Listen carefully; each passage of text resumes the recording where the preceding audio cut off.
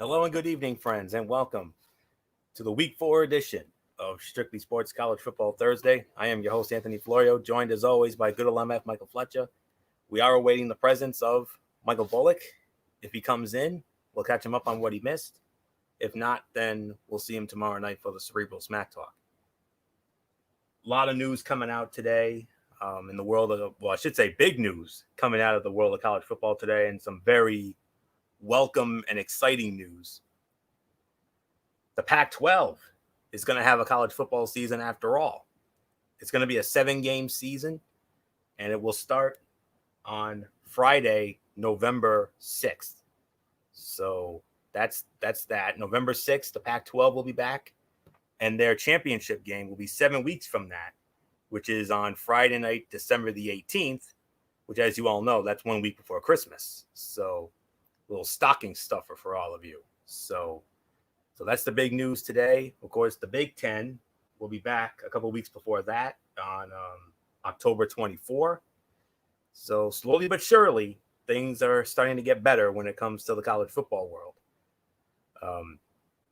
But unfortunately, there is one bit of bad news, and this one hurts me very much because of the fact that my team, Notre Dame, was scheduled to play Wake Forest this weekend, but unfortunately, because of COVID-19, the Notre Dame Wake Forest game that was originally scheduled for this Saturday at high noon has been postponed, and I believe it got pushed back to a December date, but the damn December 12th, the game is now set to go.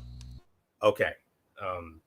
Saturday, December 12th, that's when Notre Dame will, hopefully, that's when we'll see Notre Dame and Wake Forest go at it. But, it is what it is, and I'm sure Notre Dame will be back the following week. So with all that being said, let's dive right on in. We got the big docket back somewhat. 17 games on the docket this week, so let's not waste any time. Let's dive right on in, and we're diving in a big way with the number 3 Oklahoma Sooners, Boomer Sooner. And they're going to be hosting the Kansas State Wildcats. High noon. This is the big noon game on Fox at Gaylord Family Oklahoma Memorial Stadium in Norman. I don't need a dirt sheet. You already know who's going to be announcing this game. Gus Johnson, Joel Klatt, the All-American girl Jenny Taft.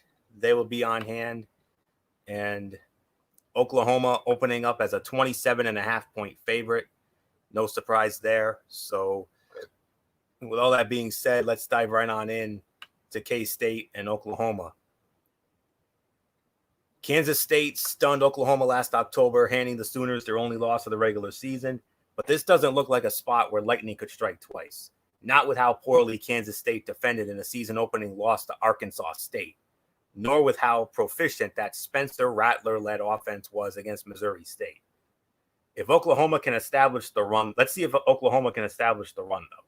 The Sooners entered the year with big question marks in the backfield, and averaging 3.5 yards a carry against Missouri State didn't alleviate those concerns. But I still like Oklahoma. I still like them to roll big. Oklahoma wins 48-24. Nothing more to say. Good old MF Michael Fletcher, come on in.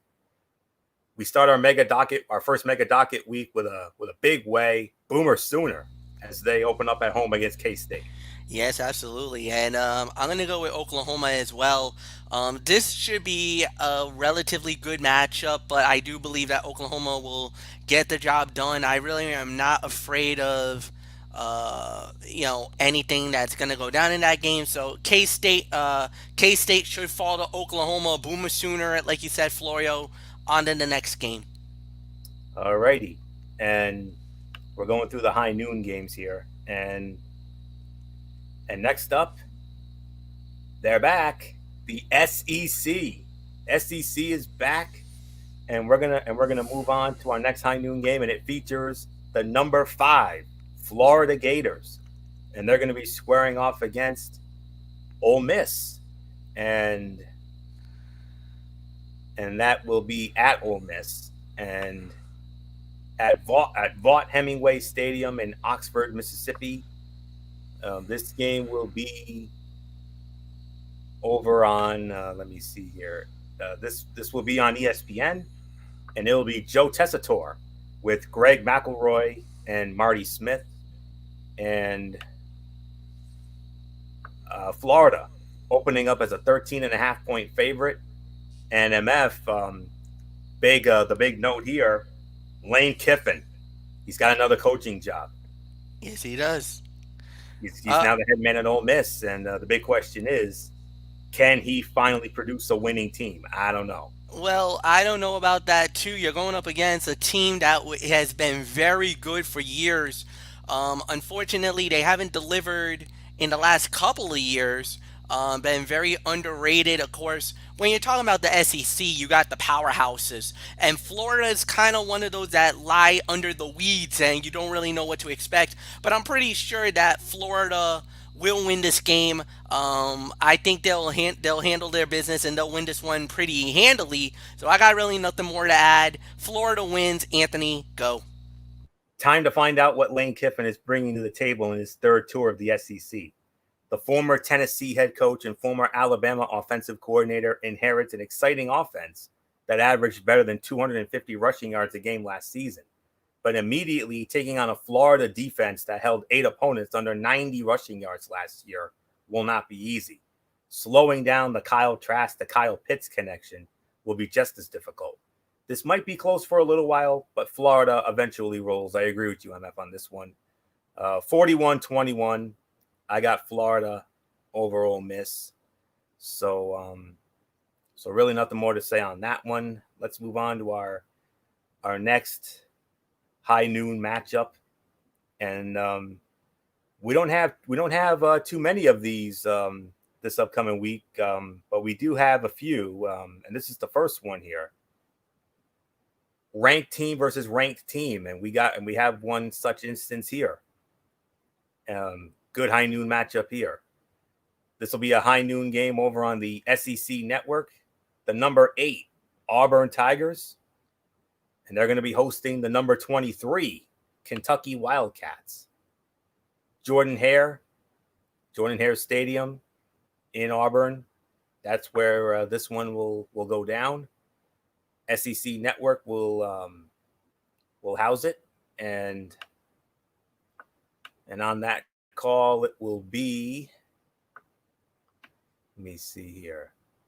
It'll be Tom Hart with Jordan Rogers and Cole Kubelik, and Auburn opening up as a 7.5 point favorite. So one of the few good ones of the week here. Most of the AP top 10 games are going to leave us searching for something more entertaining to watch by halftime. But this one could be awesome. The most recent meeting between Auburn and Kentucky was in 2015. But each of the last 3 games in this series has been decided by a single possession. Kentucky has had an excellent defense over the past 2 seasons, and the return of Terry Wilson at quarterback should help offset the loss of Lynn Bowden Jr. to the NFL. Bo Nix and company should get the win at home, but this should be a good one well into the fourth quarter. This is one of my games of the week, and I am going to go with Auburn to eke it out. 24-20, Auburn just gets by Kentucky. So MF, one of our few ranked versus ranked matchups here. This one should be good, Kentucky and Auburn. Yeah, and I also agree, Anthony. I'm going to go with Auburn as well. I just feel like offensively they're going to be very explosive. Defensively, I think Kentucky is going to get Auburn a few plays. I think they're going to burn them a little bit because, first game out, you don't know what to expect. But I think Auburn will hang tough, and I think they'll get the job done. So I got them beating Kentucky as well. So on to the next one. All right, and I believe next up. Okay, yeah. All right, I just wanted to make sure I had the right number here. Now, this is the high noon game on ABC. This was originally scheduled to be Notre Dame against Wake Forest, but you already know the story. But ABC did scramble around and they found a suitable replacement. Number 13, UCF, and they're going to be squaring off against East Carolina. Yep, UCF against East Carolina, and this will be at Bagwell Field at Dowdy Ficklen Stadium in Greenville, North Carolina. And you can find this one, like I said, over on ABC. And I do believe Dave Pasch's crew was working this game, if I'm not mistaken. Got a little slowness here. I do apologize for that. Yes, it's Dave Patch, Mike Golick, and Paul Carcaterra. And I would imagine UCF has got to be, UCF 27.5-point favorite here. So MF, UCF and East Carolina replacing Notre Dame and Wake Forest, high noon on ABC Saturday. And it's UCF all the way. I mean, there's really not much of a debate on this one. UCF should get the job done. UCF should win. So I got really nothing more to add, Anthony. UCF is one of those darlings of, the underground, as we like to call them. Not really a Power 5 conference, but they always are in the mix every year. So UCF should get the job done. They should win it. Florio, it's yours. Oh, yeah, it's UCF. No doubt about it. Since beginning its ascension from 0-12 disaster to Group of 5 juggernaut, UCF has had its way with East Carolina winning the last 4 meetings by an average margin of 25 points. Given the usual degree of offensive firepower that the Knights displayed in the season-opening 49-21 win over Georgia Tech, there's no good reason to expect any change in that momentum. UCF rolls, I 100% agree. 56-17, UCF all over East Carolina. So there's really nothing more to say on that one. So with that being said, let's move on now to what could be the new darling, one of the new darlings of the game. We got into them last week, and we're going to get into them again this week. This is another high noon game. This will be over on ESPN2.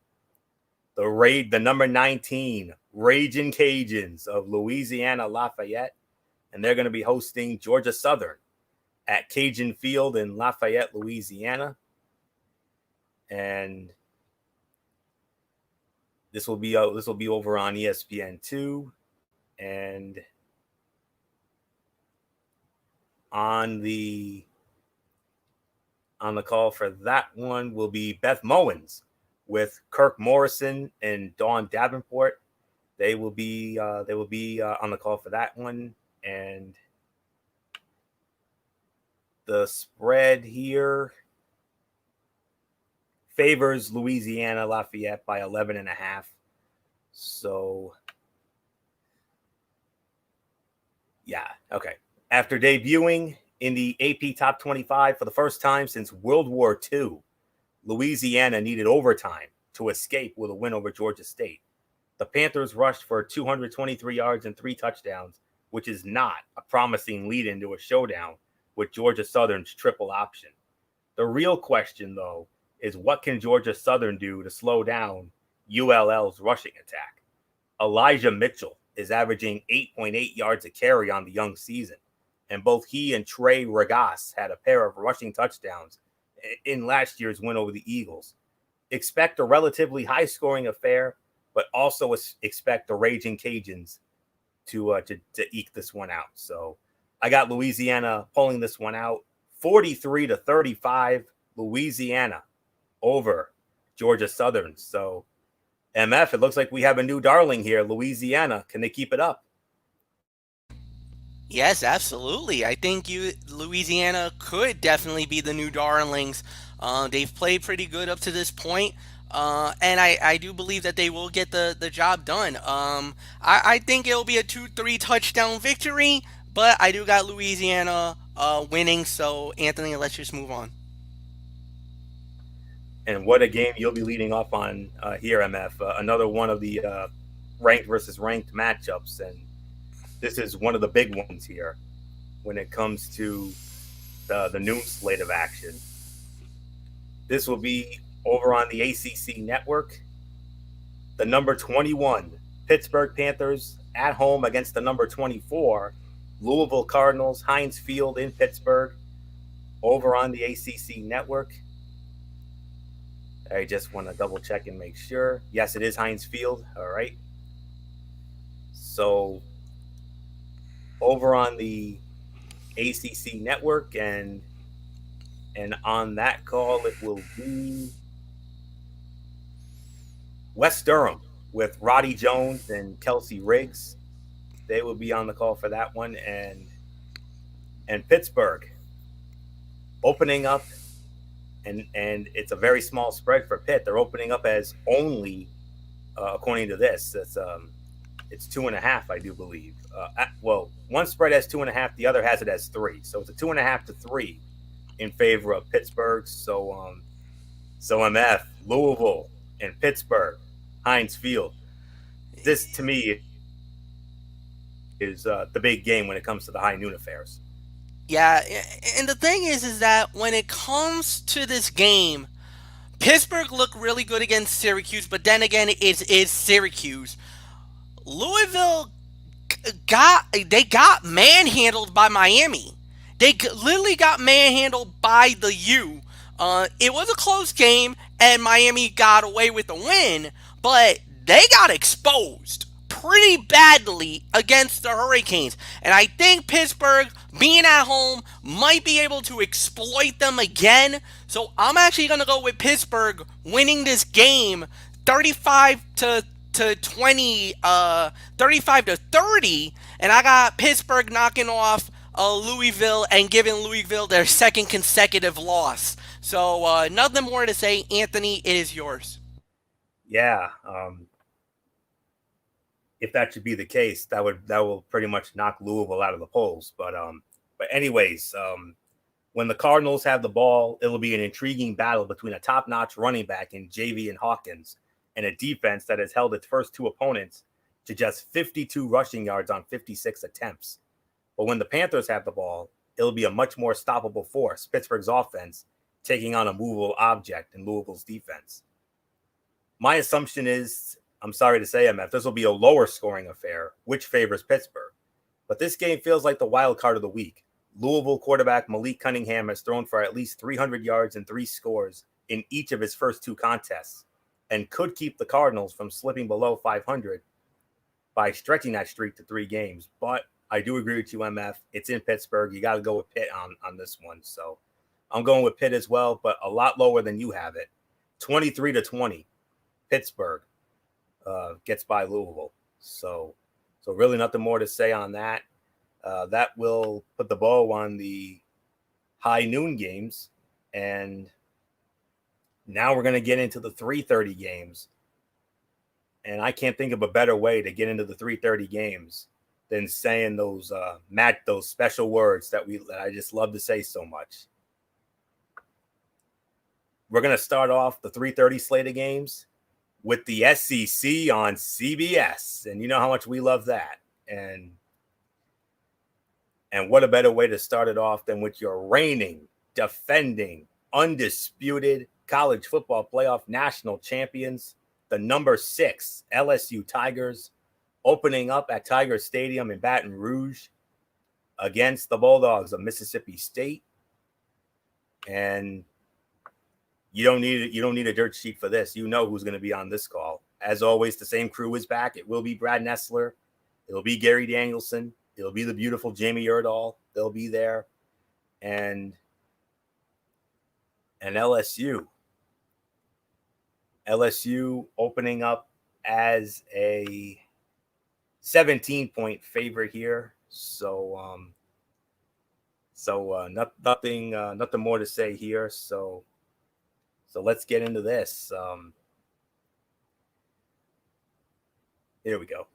The reigning national champions will look a lot different sans Joe Burrow, Clyde Edwards-Helaire, and the vast majority of last year's starters, not to mention defensive coordinator Dave Aranda and passing game guru Joe Brady.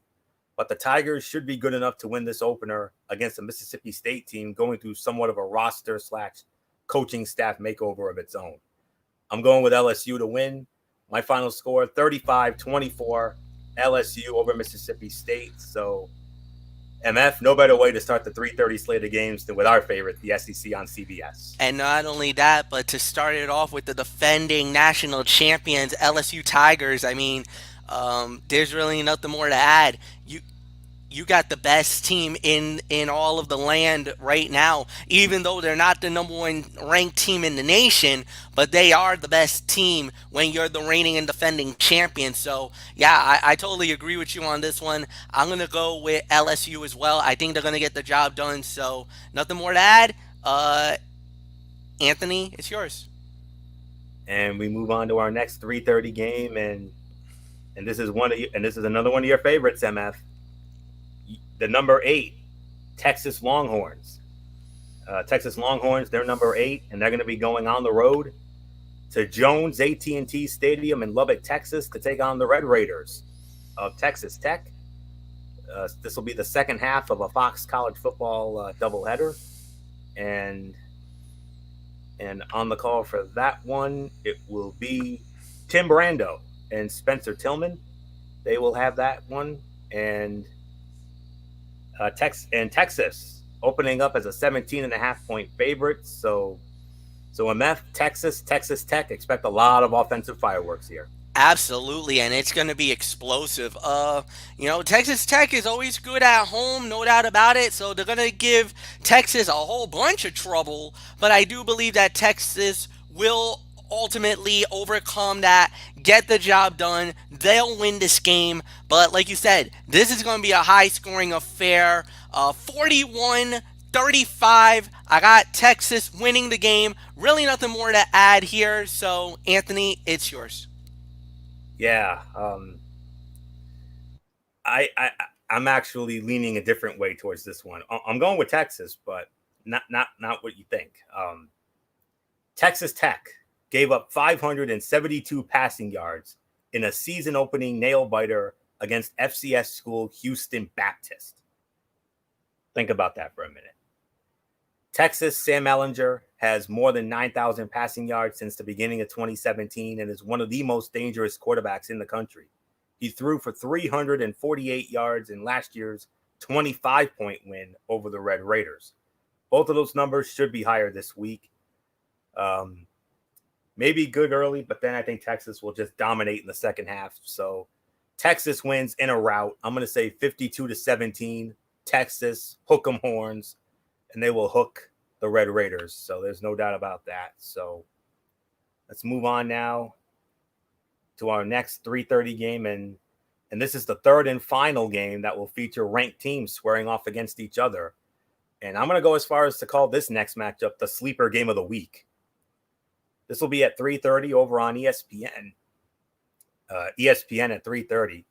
The number 14 Cincinnati Bearcats, and they will be hosting the number 22 Army. Army coming in. Army and Cincy at Nippert Stadium in Cincinnati. And this will be over on ESPN, as I said. And on the call for that one, it will be Mark Jones with Dusty Dvoracek and Quint Kesenich. And the spread favors Cincinnati by 12.5. So sleeper game of the week. Here we go. I hope you like rushing yards. Cincinnati ran for 276 yards and 5 touchdowns in its first game of the season. Army also had 5 touchdowns on the ground in each of its first 2 games and is averaging 388 rushing yards a game. Both sides will be facing much stiffer resistance on defense in a head-to-head battle, but this game has ground and pound written all over it. Cincinnati had to replace its 2 best linebackers from last season in Perry Young and Brian Wright, and the Bearcats surprisingly allowed 353 total yards and 20 points in the opener against Austin Peay.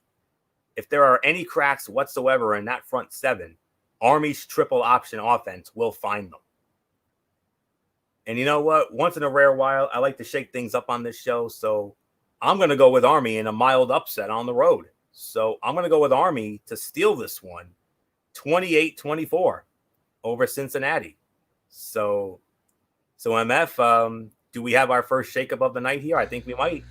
It's very possible. I mean, Army is notorious for using the wishbone offense. They love to run the football. I think that's something that we always got to keep a very close eye on. And, if Cincinnati doesn't watch themselves, they could get upsetted. I got to say, I'm pretty much going to say that to me, honestly, I'm gonna agree with you. I'm gonna go with Army for the upset as well. There's really nothing more to add. So yeah, Army wins because I really believe they're just gonna run the football on Cincinnati, and I think they're gonna get a big chunk of yards. They're gonna dominate the game. Plus, I believe Army's at home, which they're very, very tough at home. It's at If it's on. Cincinnati. It's Oh, is at that Cincinnati. Cincinnati? Ugh, I don't know, Florio. I think we might. I think you might be wishful thinking here. But I'm gonna go. I'm gonna agree, and I'm gonna go with Army as well. I think Army wins. So go ahead. All right. So moving on to our next 3:30 matchup, it'll feature the number 15 Oklahoma State Cowboys at home at Boone Pickens Stadium in Stillwater. They're going to be hosting West Virginia, the Mountaineers. That'll be at 3:30 over on ABC. It'll be Bob Wischusen with Dan Orlovsky and Chris Budden, and Oklahoma State opening up as a 6.5 point favorite. All right, MF, this has to be where we get the Big 12 fireworks here. I. Which game is it? West Virginia against number 15 Oklahoma State. Oh man, are you kidding me? Fireworks galore on that. So yeah, absolutely. This is going to be a high scoring affair. This always is a high scoring affair. I'm gonna, you know what? I'm gonna say it. Final score. Final score. I'm gonna say it. It's gonna be more or less. I'm gonna say it. But final score. I'm gonna say is gonna be 45 to 35, and I'm gonna give it to West Virginia. I think West Virginia is gonna man up offensively. I think they'll get the job done. So yeah, I'm gonna go with West Virginia to win this game at home.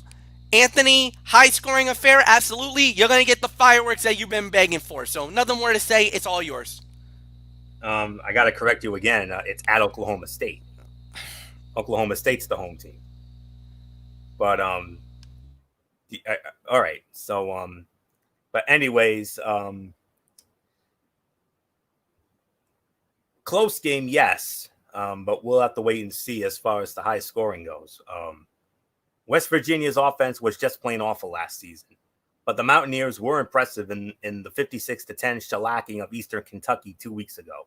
Over the final 7 games of 2019, they had 356 rushing yards and no touchdowns. They went for 329 yards and 5 rushing touchdowns against the Colonels. Quality of opponent be darned, that's a promising start. Oklahoma State went the opposite direction, scuffling to just 279 total yards in a closer and lower scoring than expected 16-7 victory over Tulsa. If quarterback Spencer Sanders' ankle injury is able to go against West Virginia, maybe the Cowboys will be fine. But if you sold all of your stock in Oklahoma State after watching that first game, well, maybe you're not alone. I don't know. But I got Oklahoma State winning this one. I disagree, MF. I got Oklahoma State winning here. A little lower than expected, but it'll still be a somewhat relatively decent scoring game here. 27-25. I got Oklahoma State beating West Virginia. So I do believe that takes care of all of our 3:30 slate games here. So we have one 4 o'clock game, and this will be over on the SEC network, and it will feature the number 4 Maiden Georgia Bulldogs, and they're going to be squaring off against the Arkansas Razorbacks from Donald W. Reynolds Razorback Stadium in Fayetteville, Arkansas. SEC Network is where you can find this one, and it'll be Dave Neal, DJ Shockley, and Tara Talmadge, or whatever.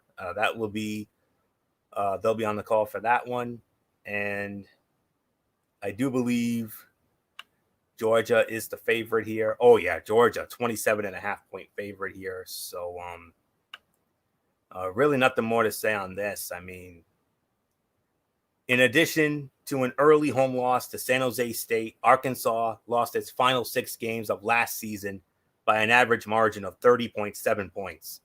If the Razorbacks even put up a fight against one of the favorites to reach the college football playoff, they should immediately build a statue honoring new head coach Sam Pittman. Don't count on it, though. This will be an easy debut for new Georgia quarterback JT Daniels. Georgia, made in Georgia all day, 42-13. Sorry, Sorrell. That's just how it is. So 42-13, made in Georgia. They're going to roll all over Arkansas. So there's nothing more to say. MF, Georgia will start making its quest for the college football playoff. And for Arkansas fans, especially our dear friend Status Terrell, I'm sorry to say, it's going to be a long season. Going to be another hard times year, darling. It's going to be another long season. There's no doubt about it. Georgia is poised for another big run as always. They always have dominated in the past, and I do believe they'll get the job done yet again. So yeah, I'm with you. Georgia wins. They're gonna win this going away. So there's really nothing more to add. So yeah, I got Georgia winning, and yeah, Anthony, let's just move right on along. And we move on to the primetime slate of action. 7 o'clock over on ESPN. The number 2 Alabama Crimson Tide, and they're going to be squaring off against the Missouri Tigers at Farrat Field at Memorial Stadium in Columbia, Missouri. This will be over on ESPN, the ESPN Saturday night SEC game of the week. And on that call, it will be Sean McDonough, Todd Blackledge, Todd McShay, and Allison Williams. And Alabama, huge favorite here, no big surprise. Bama opening up as a 27.5-point favorite. So, you know what we always like to say with Alabama, MF? First victim this time. First victim this time, but yeah, I think they'll get the job done. This will be an easy victory for Alabama. They've been dominating for so many years in so many games, and yeah, I'm with you on this one. Bama should get the job done. When they get to bigger competition later in the year, that's when I think they're gonna run into problems, because I believe they gotta play. I don't know if they're playing Georgia, Florida. I know there's the Iron Bowl. I know the Iron Bowl's happening this year, and that is always a tough game. So, I mean, we got to wait and see how Alabama's schedule pans out. But, yeah, they're going to win this one. This will be pretty handled, and no problems with that. So, Bama wins. Like you said, first victim. Yep. And a question for you folks. Did you know Missouri has held 13 consecutive SEC opponents below 30 points? That streak is going to come to an end at the hands of Mac Jones, Najee Harris, and Devontae Smith. But this probably won't be the 62-7-ish September blowout we're used to seeing from the Crimson Tide. That isn't to say it'll be a close game, folks, but it might not be a quote-unquote true freshman quarterback Bryce Young plays the entire second half of a blowout type of game. But Bama will still roll. There's no doubt about it. 38-10. It's going to be Bama here. No question about that. And while we have a moment real quick, let's I'm looking into the Alabama schedule. Oh, who were you wondering about, MF? Who were you wondering about Bama playing? Georgia, Florida? Georgia, Florida, the Iron Bowl. Yeah, like those boys. The Iron Bowl is there, November 28th. That's Thanksgiving weekend, by the way. Okay. And as far as well, there is a good news, bad news situation. The good news is they do not have to play Florida. I don't see Florida on the schedule, so that's good news. The bad news is they do have to deal with Georgia. All right, but where? It's in Bama. It's in Tuscaloosa. Nah, then that's not an issue. Bama wins that game. Now, if it was in Athens, then I would be a little concerned. But no, that's not a I don't think that's a danger game for Bama now. Okay, I just wanted to be sure on this. I'm looking at the Alabama schedule now. There is no Florida. They do have to play Bama. They do have to play Auburn in the Iron Bowl. They do have to play Georgia at home, but it will be a primetime game. I think we could have one of those rare Saturday night SEC on CBS games here on Saturday, October 17th. But there's one other thing that we're forgetting. What about LSU? They're playing LSU. That's true.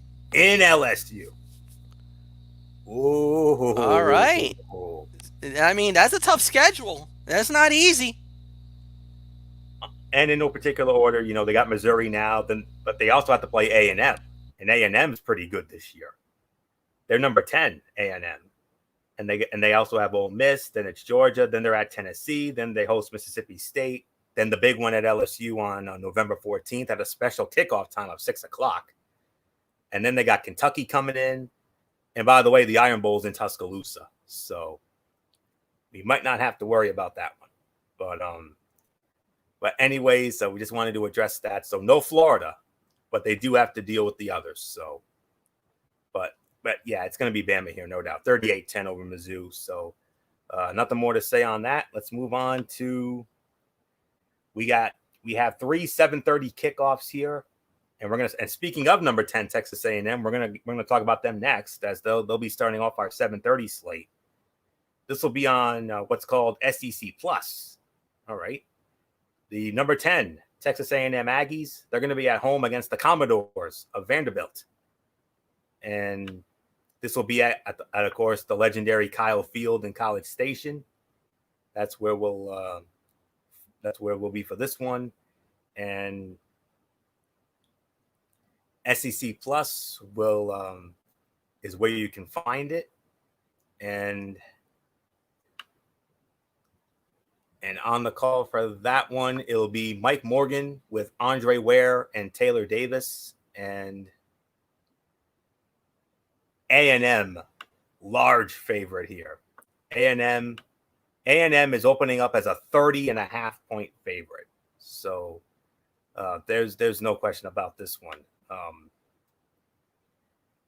It's only the third year of the Jimbo Fisher era at Texas A&M, but it already feels like a quote-unquote now or never type of season for him and the Aggies. Good thing they opened the season with the easiest SEC game possible, at home against Vanderbilt. Next week's road game against Alabama will be a wee bit more challenging. Running back Isaiah Spiller will have a field day against the Commodores. Texas A&M, they roll easy, 49-10.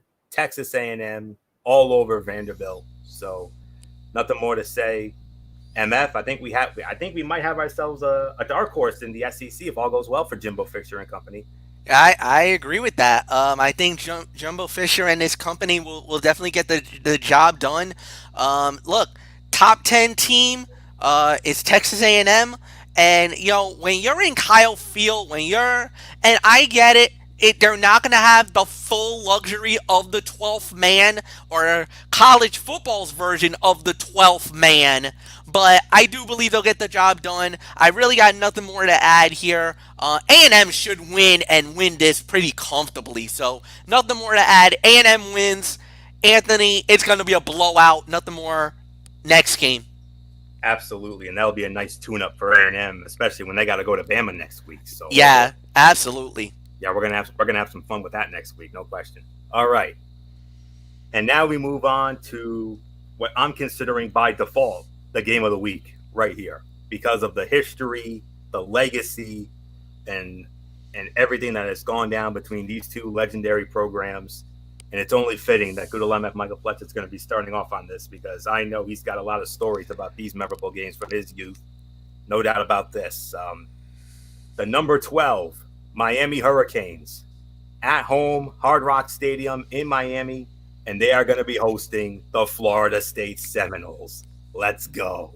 Oh, yeah. And it's the ABC Saturday night game of the week on top of that. So we're going to get Chris Fowler. We're going to get Kirk Herbstreit. But we're not going to get Maria Taylor, because I believe she's pulling the Captain Tappan deal. Because Maria is working with the NBA playoffs, yes. And last week, Allison Williams stepped in for her. This week, Molly McGrath's going to be stepping in. So Miami opening up as an 11-point favorite in this one.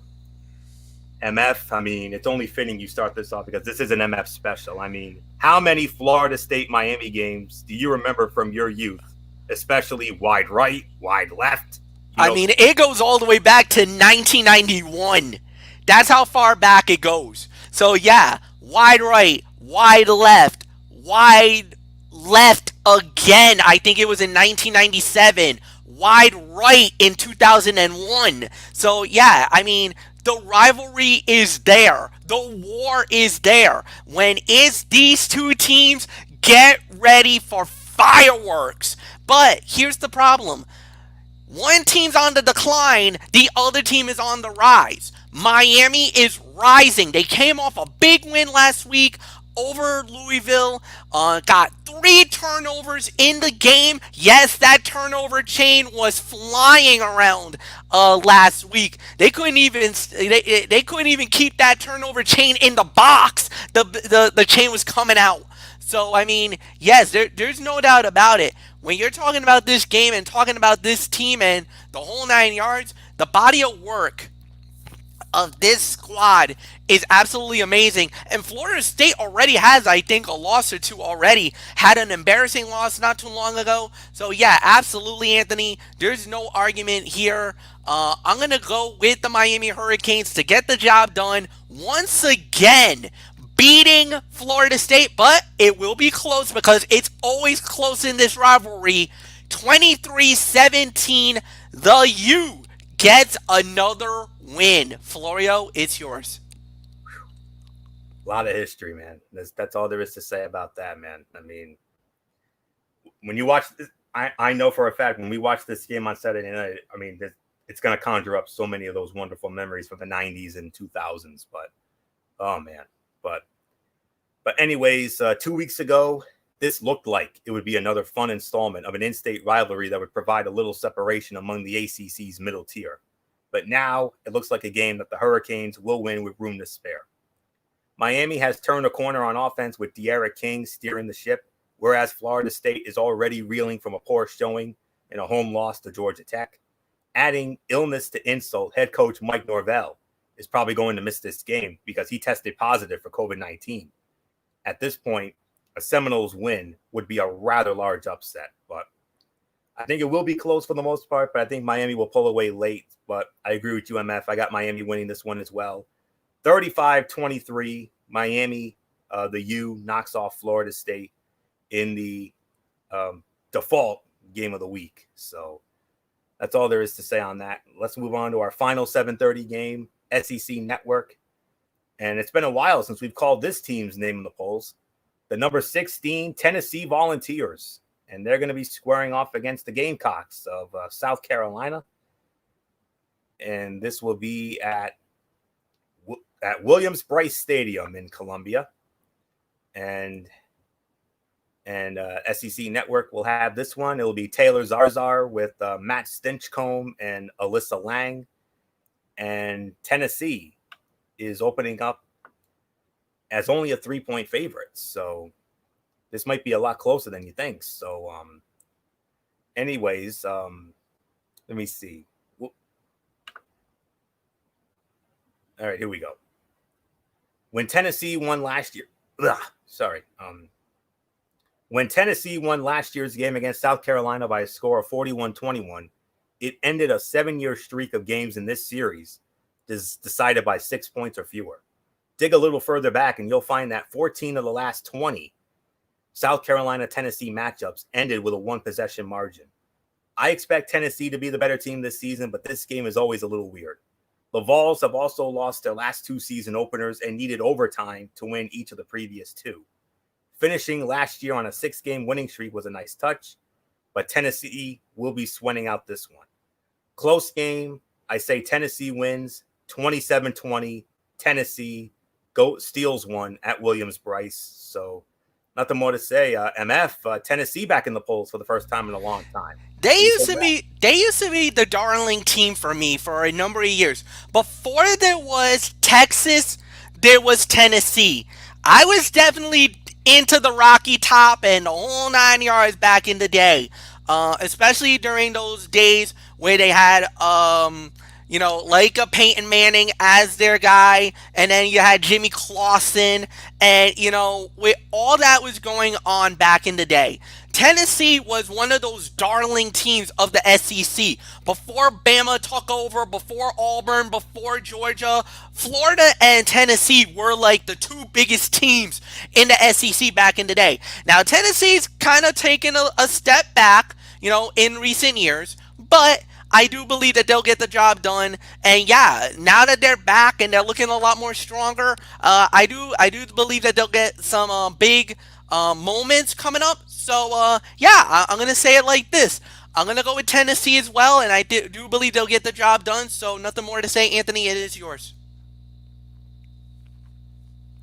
All right, we only have 2 games left, and we're going to move on to um, the game that will be kicking off at 8 o'clock. And this will be over on the ACC network. The number 20, Virginia Tech Hokies. First time we're going to see the Hokies this year at Lane Stadium, the legendary Lane Stadium in Blacksburg. And they're going to be hosting the Wolfpack of North Carolina State. ACC Network will have it, and it'll be Dave O'Brien with Tim Hasselbeck and Katie George. They will be on the call, and Vatek opening up as a 6.5-point favorite. So MF, North Carolina State, they won their opener last week, but this will be the first time all year we're going to finally see the Hokies in action. And normally, when you're going into that stadium in Blacksburg, good luck trying to get out. Because when the Hokies play and at night, forget it. They're almost unbeatable. The only game that they really laid a big egg was against Notre Dame when it's a bigger matchup, like a big team, like a Clemson, like a Miami, like a Notre Dame. That is a game I'm a little more worried about.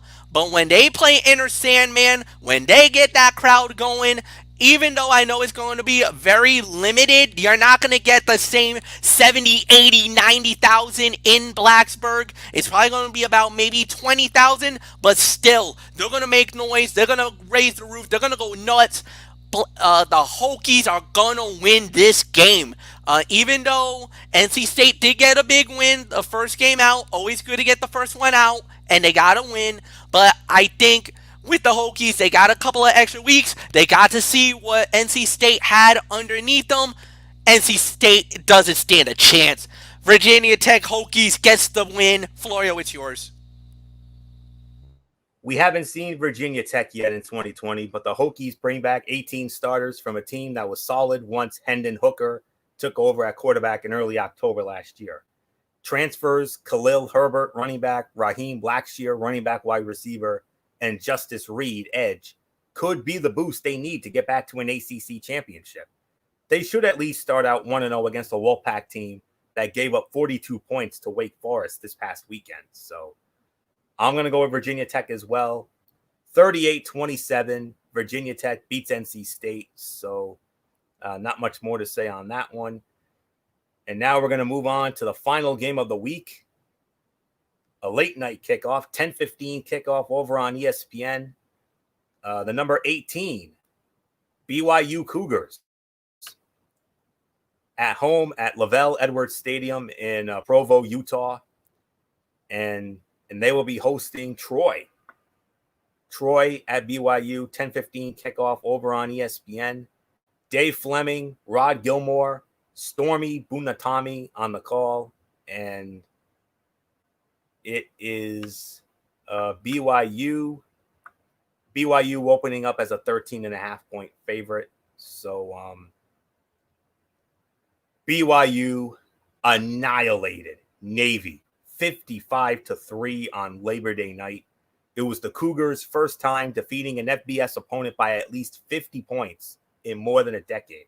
The last time it happened was a 52-0 win over Wyoming in November 2009, which was also the last time BYU finished a season ranked in the AP Top 25. Could another such season be in the stars? If the Cougars take care of Troy even half as well as they did Navy, it might be time to start drinking that undefeated BYU Kool-Aid. You don't know. It's possible. But nonetheless, I got BYU winning. It'll be another easy win, another comfortable win here. 42-23, BYU all over Troy. Nothing more to say. MF, BYU back in the top 25 after that absolute dominance over Navy on Labor Day night. Yeah, no doubt about it. But I'm gonna go with BYU as well. They look so good in that first game, dominating performance. There's really nothing more to add, Anthony. So yeah, BYU wins it in a laugher, and Anthony, I give it to you. Yeah. Yep, and I do believe that will put the bow on this edition of this latest edition of Strictly Sports College Football Thursday. We want to thank you all so very much for tuning in this evening. Um, we will be back. We will be back with you tomorrow night at 10:30 over on MF's YouTube channel, BraceFan95, for another edition of the Cerebral Smack Talk. We will review Friday Night SmackDown, and on top of that, we'll be previewing the WWE Clash of Champions pay-per-view that goes down this Sunday night. And then Saturday night, same time, right back here on the Tone 25 for another edition of NFL Saturday. We will run down the Week 3 matchups, some good ones. Of course, the one we're all looking forward to, the Kansas City Chiefs against the Baltimore Ravens on Monday night. Green Bay Packers against the New Orleans Saints on Sunday night. And we got a couple of sleeper games in here as well, such as the Los Angeles Rams against my Buffalo Bills and the Las Vegas Raiders against the New England Patriots. So some good games to get into on Saturday night for Week 3 of NFL Saturday. Sunday will be the recap of Clash of Champions over on MF's channel, BraceFan95. And then we start it all again next Monday night for Ridiculously Raw. So busy season is here. And quite frankly, we love it. And we can't wait to bring it all to you. And next week, of course, when it comes to what we can expect on this program next week, of course, you already know what one of the big games we're going to be getting into next week will be, and that'll be Texas A&M squaring off against Alabama in Tuscaloosa. I mean, it's going to be a hard fought battle there, no question about it. And on top of that, some of the preliminary games for next week. I mean, we got Oklahoma against Iowa State, TCU against Texas, and some other. Of course, one of the big games next week. Of course, I think it's going to be the game of the week next week: Auburn against Georgia. Oh man, that's going to be an insane game. I can't wait to see how that turns out. And so many other great ones. And Texas A&M and Alabama, by the way, is the SEC on CBS next week. So, but we'll see how the overall schedule looks when we get to next week. So that's that. And until tomorrow night for the Cerebral Smack Talk over on the MF's channel, BraceFan95. It's Anthony Florio here signing off. And of course, I want to acknowledge my colleagues in spirit: Good MF, Michael Fletcher, Michael Bullock, the First Lady of the Wrestling Forum, the Twisted Angel, Dee Dee Woodson, and of course, always and forever, the man who put this all together way back when, the man, the myth, the legend, as I always say, Derek Ferreira, the one who, if it wasn't for him, we wouldn't even be doing this today. So this is all him. So with all that being said, until tomorrow night, for the Cerebral Smack Talk with MF on BraceFan95, you've been watching Week 4 of Strictly Sports College Football Thursday right here on the Tone 25, on YouTube.com and StreamYard.com. For everybody who's been a part of this one, for now, Anthony Florio, so long. Bye, everybody. Bye.